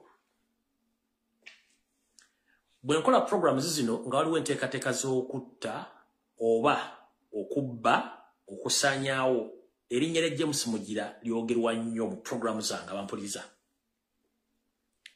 Omwami ono asinzidde ku katuuti ka ssetteesezo w'eggwanga nga mukambwe si munyiivu mulwadde n'agamba nti ebikolwa eby'abantu bakola ku social media okuseka okujagambiza n'okusanyuka ng'abakimezezza okw'omusana bibanyiiza era tebabeyagalirako ddala era bakivumirira era bagenda kufuba okulaba nti omuze guno ogebwa eddagala ng'obudde bukyali kubanga bo ng'abantu kibanyiiza. Mukulu James Mugira ntera nnyo okukola vidiyo nga ndabula abantu ku security alert meeting abazituddemu nga naye mwoli. Njala kubuuza mukulu ekisookera ddala. Mu Uganda tulina ssemateeka w'eggwanga ate tulina amateeka ag'abantu ge tuyita common laws ag'abantu obuntu agatabagiddwa agakwata obuwangwa n'ennono. Njala kusooka kutegeeza okimanyi nti mu mambuka ga Uganda mu tribe ezimu omuntu bw'afa tebakaaba bajagajja bujaganya ne basanyuka. Ekyo badde okimanyi? Ekyo nkikubuulidde. Ekirala mukulu mu Uganda tulina ssemateeka. Kawaayiro ki akali mu ssemateeka akagaana omuntu okusanyukira omuntu afudde gwe kosinziddeko mu parliament otiise nti ojja kudiringa n'abantu abo kawaayiro ki tekaliimu ssemateeka w'eggwanga w'omuntu okukola ekintu kyonna ky'aba ayagala okusanyuka okukaaba naye nga tokkaaba tewali akkaako okaaba wekka njala kubuuza kanyomero ki mu ssemateeka akagaana omuntu okusanyuka mpozi mu kabake njagala ogende bakuwa eriivu ya myezi 2 ogende okole etteeka nga munnayuganda mumugaana okusanyuka singa omuntu aba afudde naddala nga mukungu wa gavumenti njala kutegeeza Lieutenant General James Mugira bw'olabanga abaana b'omu family basanyuka ng'okomyewo kimanye nti olina omukwano gye bali bw'olabanga abaana bo bategedde nti taata apaakinze emmotoka ne bawuna emiwamo ne buli mumu n'adduka kimanye nti waliwo ekizibu. Those are two factors. Bw'olabanga abaana bo basanyuka ng'okomyewo ne bakugwa mu kifuba ne bakuggyako obuveera manya nti bakwagala naye buli parking emmotoka ne bagiwula ku lusozi nga ebagala ne batandika okuyingira ebisenge ne bayingira ebitooke ne babula manya waliwo ekikyamu kati yembera bannayuganda gye balimu. Ekisookera ddala tewali kawaayiro mu ssemateeka Uganda kagaana muntu kusanyuka singa omuntu aba afudde. Lwaki basanyuka kiwandi obadde osooka okwebuuza. James Mugira mukama wo naawe kuva mu 1996 muzze mu Uganda nga tewali report n'emu efulumye nga ne wiiki tennawera mussa abantu n'obuyindi buno afudde olwaliro ne ssaate zinnawera 12 kati gw'oyagala tuleme kubuuza bibuuzo ani atta abantu bano. The custodian of all laws in Uganda is the constitution, and the custodian, the owner of all guns is the government. No civilian who owns guns, it's the government. So people in Uganda, if assassinated by use of gun, that means we blame and we ask questions the government to bring reports. So if you don't bring reports, that means people, they will keep on asking questions. Parliament, these are uniforms. So we need answers. Assassination reports sizabula. Ekisookera ddala mmwe abali mu government mutta bannayuganda nga mukozesa emmundu oyagala tuga nti omuntu gw'ossizza emmundu nnyini ye asiike aleme kkaaba. Gwe owa gavumenti yamusse oba amuliisa akajiri ofe baleme kuseka. Of course, they have to celebrate because you mistreat Ugandans. When I was feeling the sounds, you know, abana bagenda kuba akadudi ku TikTok, bagenda kuba akadudi ku Facebook, bagenda kukola comedy mu ngeri yonna esoboka kubanga etteeka teriri bagana. It's your constitutional right to celebrate. Gwe tosobola kuŋŋamba nti omuntu abadde akuliisa akakanja afudde ate otandika amaziga. Ekyo oli tikisoboka, it is impossible. Bwe munaava mu kutemula bannayuganda nembowa report nembowa rights zaabwe bajja bakungubagirako ne tolina tteeka waddaaka. Why ogana munnayuganda kucelebratinga? No way. Gwe lindako katono omuntu omu gye bujja katono ojja kulaba namugabo gambe gwe wezirisemu 30 seconds ojja kulaba embuto wezivuga. Kati mukulu Lieutenant General James Mugira kule mu parliament weweregwe nenjala kutegeeza ssebo ezo uniform ze mwambala sente za muwa musolo bwe mubbako ettaka gwe mutta atalina mulimu asibiddwa mu byobufuzi ate nga n'okunebatta muganya okufulumya ripooti gw'osuubidde agenda kukola ki? Balina kuseka. Ate okuseka it is part of life. Okukaaba it is part of life. Okunyiga is part of life. No kubeera sad is part of life. So buli muntu motion mwajjira okulaba ekintu tosobola gye jamu. You can't stop someone to laugh, to mourn, or to celebrate. As simple as that.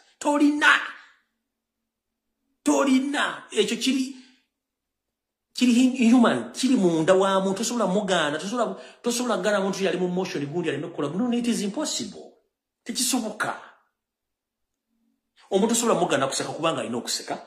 Tomugana kunyiga kubanga alina okunyiga, tomugana kukaaba kubanga alina okukaaba, tomugana kujaganya ng'ekintu ky'ekyalaba nti ekyo kizibu kivudde n'omugano. It is impossible, tekisoboka. Ne bw'ono okuleeteka tekisoboka. Abantu bagenda kuseka, bagenda bakola mu comedy, bagenda bawanana, bagenda bakola buli kimu ekyali kikoleddwa ku nsi kuno mpaka nga mutegedde nti mulina okudda mu bantu.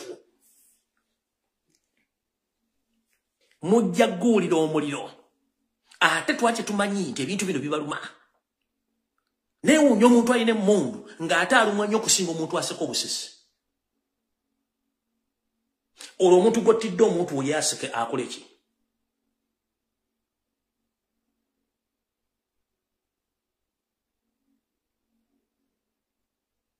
Feel the heat to the maximum. Temulina kye mugamba bantu. Simanye, I'm Lieutenant General, I condemn and I wish to control this. Toyina gwosobola controllinga. Mugende muli embizi zammwe, mugende munyo walagi yammwe, muwalagi wammwe, mujje ebiwojjolo yammwe, mufune sirimu, mufefe bwe tuwanguyize kuba twagala kusiri naffe bwe tufanga mukolaga ekintu kyekimu if you can. Kubanga ffe tufa mutuyita hooligans, mutuyita biyenje. So, kati bwe kibanga ffe biyenje, tusobola okufuna happiness mu kufa kwammwe, mutuleke tuseke, tulina ebizibu bingi nnyo.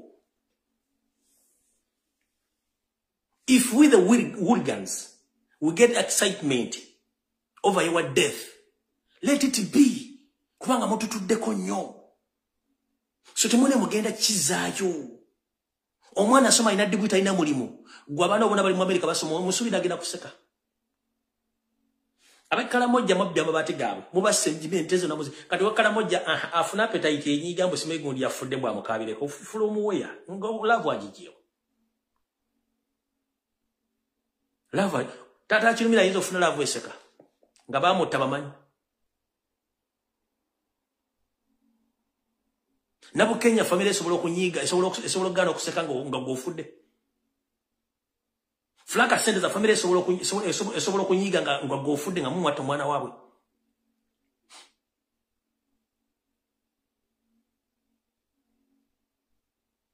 Abaana bali mukomera family ezisobola okunyiga nga bali mukomera nga nekibasibya tekiriiwo no bagana okuseka.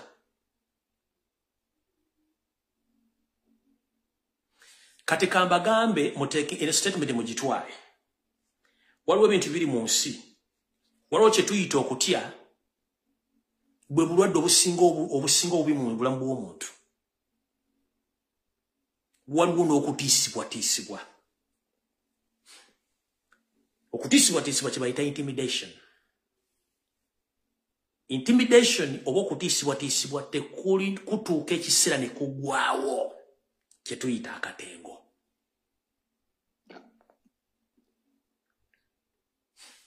Bw'oba alabyeeko ng'emmese egoba kappa. Mu Luganda tugamba nti obuwangazi bw'emmese bugirabisa ku ddiba lya kappa. Kati yembera gye tulimu obuwangazi bw'emmese bugirabisa ku ddiba lya kappa.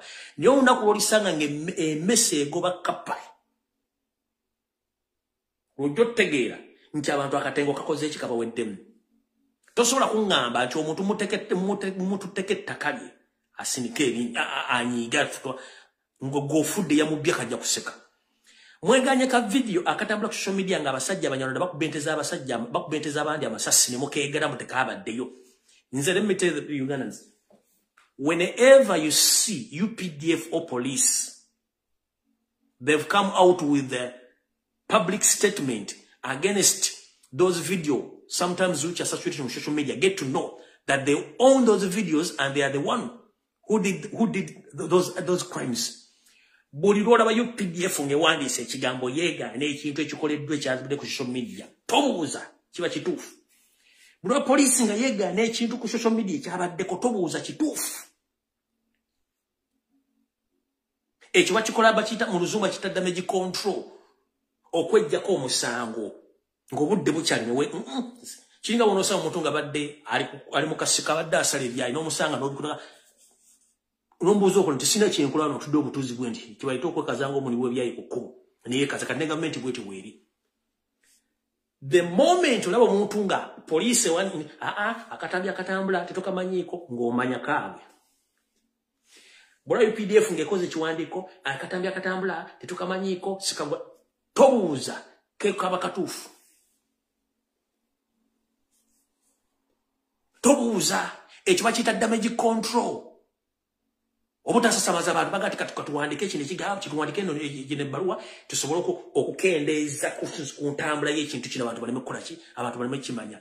Ebintu bino byonna mujja bisasulira nga nabo gisimu fungize mukole fujjo.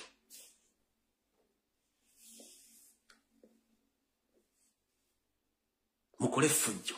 Naye tujja bala bisa to the extent nti mujja tuuka okwebuuza kiki ekyatuuka ku Uganda ku banna Uganda. Teri muntu asobola kuga nti agenda kunyiiga akusanyukire nga wafudde ng'omwana wa asiiba njala abaana be tebasoma bazaalidde ku lujja mubbe amataka g'abantu mussa abantu baabwe mu ssente zaabwe embeera mu Kampala amakubo galinga ng'empukuze Walumbe ettanda musi buli muntu mwagala mutta buli muntu ali ku bunkeeke gundi bagenda kuzita gundi bagenda kuze gundi kubanga mu kye muyina kyagala kutta bussi ande ekintu ekisembera ddala politics mu nsi kubeera kwogerezeganya na kuteesa. But the moment gw'oteekamu feelings notta abantu kitegeeza you are not ready to lead people. Kati Museveni n'abantu bamwe you were not ready to lead Ugandans. That's why you kill them. Kubanga politics omuntu ayogera bwogezi kati bw'olikwata omuntu ayina emmundu ogenda mukola otya. Kati kino kakiva buli mbadde temukimanyi. Buli muntu n'omugamba ekigambo nafutubbala n'asiba face. Oba omukutte waluma. Kasita omukwate waluma n'akyusa face. Oba omukutte waluma. Katusigale nga tubakwate waluma bajja kutegera naye. Kasita omuntu yenna atamanyi byabufuzi na bukulembeze yeeyambise mungu ate okusolvinga political problems. Total failure. Oyo si mukulembeze abeera dictator. Super. Omukulembeze yenna awuliriza. Omukulembeze asoma embeera. Omukulembeze omala okusoma embeera nafuna solution. Mwabba akalulu. Nga tubakuba ebitundu 75 ku buli 100. Ne musala mu spending billions and billions of money okublibinga abantu baffe bakulembeze abalondebwa n'abaana bali ku school abali mu struggle basirike kubanga mu mwali mu kimanyi bagenda batwala babavuga eggaali musala mu bulira abantu omukozesa sente. Ne musala mu kwate buli mwana yenna ayina eddoboozi musibe kubanga mutya akatengo. Nze nali mmanyi nti bano abasajja bagenda kufunamu ekitegeeza nti eggwanga twalijja mu ntate y'abaamiini y'obote y'abalutwa nga mugenda ku settinga precedence kye tuyita okulabirako to the past regimes kubanga all our grandfathers and our grandmothers they helped Museveni in 1980 to solve all political problems nebyaliwo. But fun enough, ebyaliwo exactly really more than what was there before. For mwagala fuge myaka 5, okay? Muchakola system yemu eyokukuwamba, eyokutta, eyokurepinga, eyokusanyawo, eyokuteka mbanda Uganda mbwavu kubanga mwina system egamba tosobola kufuga muntu mugagga. Omugagga gwofuga omwachi, omwavu gwogamba ati afuke mwavu omwachi. Kichwa muna Uganda. Muna Uganda yegulira okuva ku ddagala amazzi ag'okunywa n'esasula school fees n'aliisa omwana we n'amusomesa talina kyafuna kuva mu gavumenti. Kati omwavu wazo omwagaza ki? Kubanga mmwe political mentality yammwe yaggolira egamba when you leave people to become rich it will be very impossible to control them when they have money. That is eyo bwongo bufu mukijja kuba kizibu nnyo controlling omuntu omugagga bajja kukozesa ssente okujja ku government. No. When the country is stable economically, politically,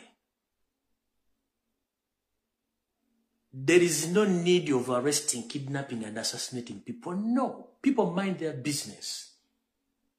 In fact, Robert Kyagulanyi Ssentamu bw'amala okujja ne mubba akalulu abantu bazuukidde amaaso nti eggwanga lyaffe. But before, gwe kennyini mu 1986 nga wagamba mbawadde otulo mwebake. Bonna ne bebakamboolera bakajja bakazuuka kyawala bagadi muve mu tulo muzuukuke ne bategeera nti lindako kino kiri bwe kiti.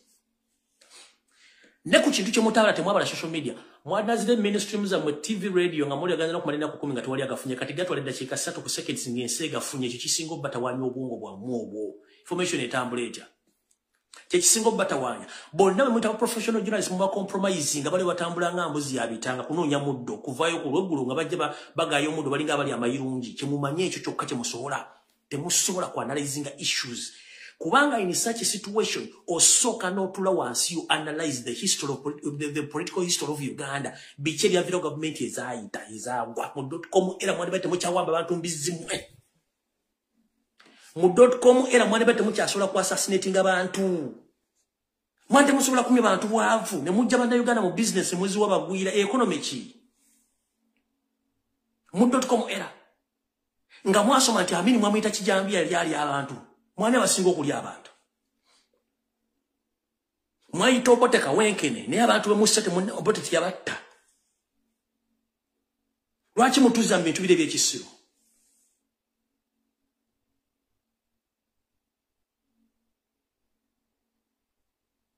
njawulo kije muina na amini ate gwe mwawayiriza njawulo kije muina n'oboteka gwe mwawayiriza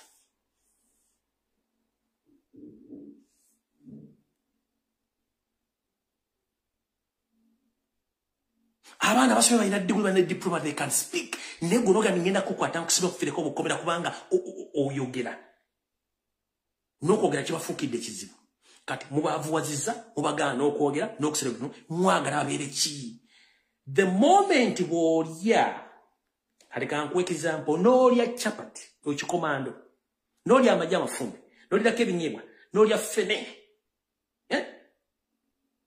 ekigenda okuva mu olubuto lugenda kwetokota lukuba obugoma ekinaava mu kutandika kwekuniza nga oli mu taxi kubanga olubuto lukwagala kuwaggukako otandika okuyita nakku kati gavumenti essaawa zino olubuto lugye wagguddeko etandise kuyita nakku etya abantu ojjuwulira nti ekuumuuka oba egenda kuyisa omukka kati kyemuliko kubanga mukimanyi history doesn't favor you mwakola ensobi you made a mistake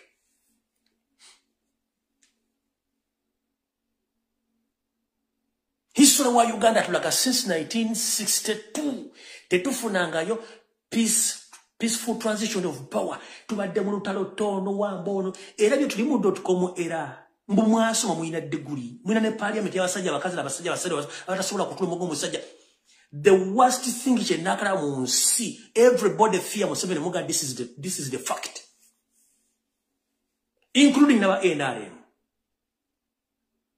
abacho mugamba basirika busisi kubanga bakimanyi nti ajja batta but omuntu mugambe this is a mistake tukola nsobi okwata abantu ebyabufuzi tukola nsobi okusiba abaana tukola nsobi okuwamba abantu tukola nsobi okuteka drones wamba abantu tukola nsobi okwata omuntu nga tuwala omusango tukola nsobi ogoba abantu ku mataka tukola nsobi sinesomo zikoza ne muganya okutegeera eggwanga mwagala diteeka mu ntata ya Somalia naye mbabuulira nejje munaalaga mwenna bajja bakwata the same mistake balize bakola zimugenda okuddamu muganyo tulokozesa omutwe gwammwe okumanya kati ndera bawo example Moi yakola buli kimu ekikozesebwa ku nsi okutoobola n'okutootoanya bannakenya but at time yatula muga Moi kyokola kikyamu Moi n'atunaga okay wait a minute okay what can I do now ne babulira Moi kino kyobokola ove mu ntebe peacefully Moi n'akikkiriza n'ava mu ntebe peacefully n'agireka Kenya bwetambula but Moi yalina obuyinza obusobola okusigala mu buyinza mpaka nakati ng'akyalimu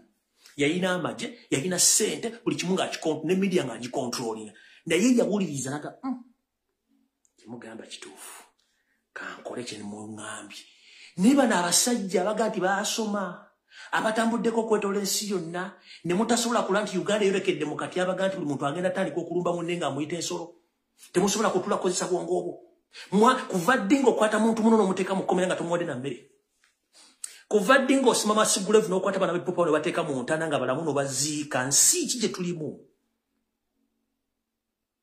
si ki gye tulimu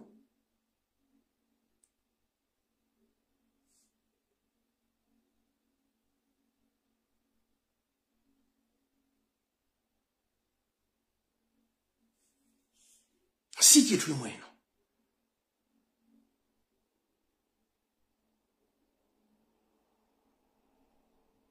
Moi yalina buli kimu ekisobola omubeeza muyiza mpaka nakati olwaliro but yatula asanaga ambali mungabe bitufu nava mbuyinza naleka Kenya ngetambula mwe mulemye okutegeera n'okulaba signs and symptoms nti Yesu weraga wakambwe nnyo era mwagala sigala nga mukola ekintu kyekimu abakulembeze bali abasigala ku kibakola olobo kwe kuoza n'oyaneka mu ttaka kati mwanika mu ttaka n'otuuka ku parliament n'otandika okukonda emigabo aba celebrating olw'okufa kwammwe lwaki celebrating nga sinda bulamu nga mumuyina obulamu muvuga mpenkoni ntambuza bigere sina school fees zamona sina lya sina kola kibwe ovuga mpenkoni mubasereze gwanga muzikoze buli kimu kye mwagala muguza amayumbe nze sigale nga mbakabirize nga nkabaki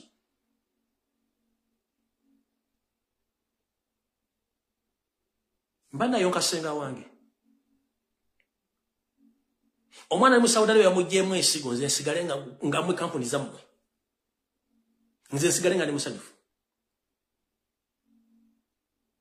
Gomanyi sente meka ezafiridwa badaga zabafiridwa within the 3 days okuva oluguudo lw'Masaka basaliddwa ko sente meka zabafiridwa zimanyi kuba mutebi bakwatako abade bagenda okuzika okola business okujja abana baabwe okola buli kimu kyafudde billions and billions money niti mufuddeyo kyokka mageze tula mu meeting nga buli omu yeebuuza ku munne era nga batuga nti amesa amaji tegeesimira bunye mwade mu state house ku okumeka wano ku okuna nga muli omutudde buli mwabuuza mu tukoze tutya tukubireko UN in fact let me tell you mu meeting yabadde okuna yesterday ne ku okusatu batudde mu meeting nga beebuuza first family ya Museveni bali mu beebuuza tukoze tutya what is next imagine awenyi tukoze tutya tukubire ku UN nati UN eri Sudan eri Ukraine tukoze tutya tujje wa sente imagine abasajja nga beebuuza tukoze tutya ku just oluguudo lumu ole Masaka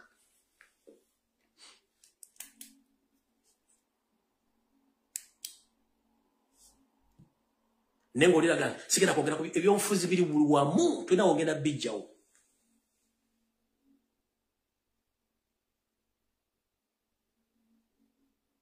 atamanyi byafaayo tamanya gyalaga ate tuyigira ku byafaayo bwebanga Uganda yatandika na kuwambibwa na kutala kutulugunya mwabajja ne muli babajjajjaffe temuyina enjawulo ate ne mukola okusinga kuba kye baakola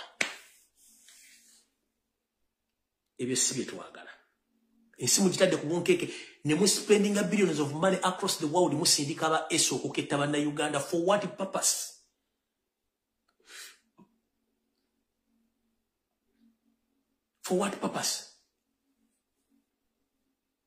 no gamba sigenda kusasula basirikale musala monji kuba tulina okugula weapons whom are you fighting with njala kubuuza Museveni wagambye abasirikale balina kufuna omusala mutono kubanga you have to buy weapons whom are you fighting with to purchase all those weapons of mass destruction whom are you fighting with olwana nani oguze tanka oguze ennyonyi mukola nuclear ogenda kulwana nani yandigolana naye muna Uganda muguze mmotoka ez'amagye zitanka muguze mmotoka za tear gas mugula zaaki emmotoka emu ya tear gas ekola ezimba health center 4 eziwere 3 buli district ekyo kimotoka kimu kya tear gas ogenda kulwana nani lwaki mulwana ebisikirize bwe nga mubiti ebisikirize bwe oguze tanka emu esobola okuzimba health center 5 buli district emmotoka emu ne muyina tanka nga 20 ennyonyi emu zemugula zimingi zisobola okuzimba health centers nga 8 buli district ennyonyi emu ogenda kulwana nani mentality ya mmoja mmaiti mukubira ne mundu lwembera mbuyinza no okubera mbuyinza bantu the moment you start to fight with your wife and your kids amakaga bagafudde nchidda Museveni the moment you start to fight with your wife and your kids at home agamakaga bagafudde kati Museveni obanga olwane banna Uganda nga Ugandans are the problems to you sort out yourself before it's too late because you are unsafe totally safe nchidda mutoli safe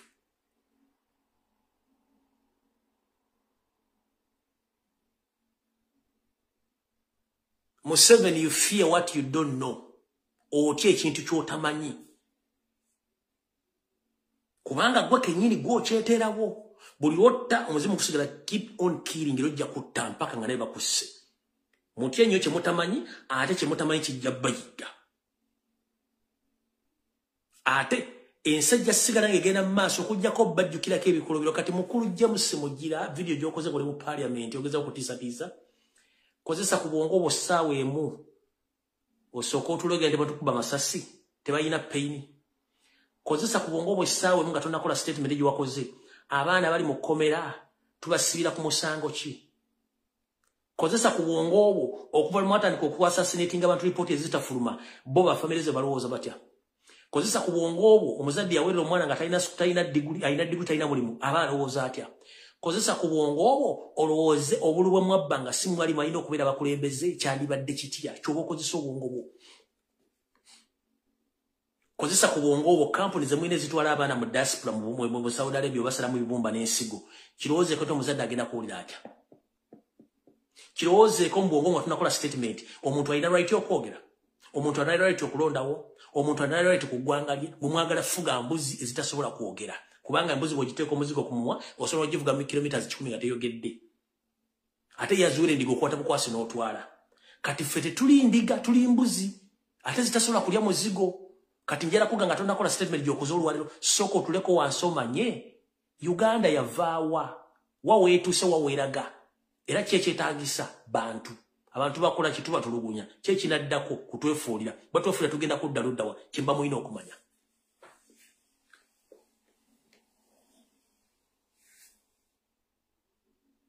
tugamba tutinga nfundikira okusoma kuyamba kuwandiika na kubala naye amagezi amazaale omuntu azaalibwa nago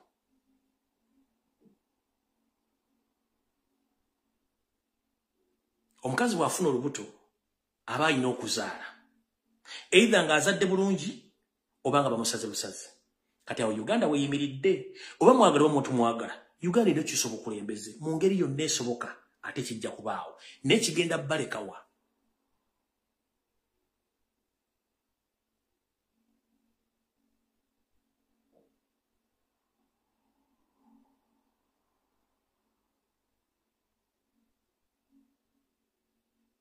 gwe boyita bahuliganizi gwoli ki where did you range yourself if you call Ugandans a hooligans who can speak out where do you range yourself if we are hooligans abatalina mundu gwayine mundu oli ki ali mu uniform y'amajje oli mu parliament oli ki if you intimidate people from speaking about issues gobo oli mu ki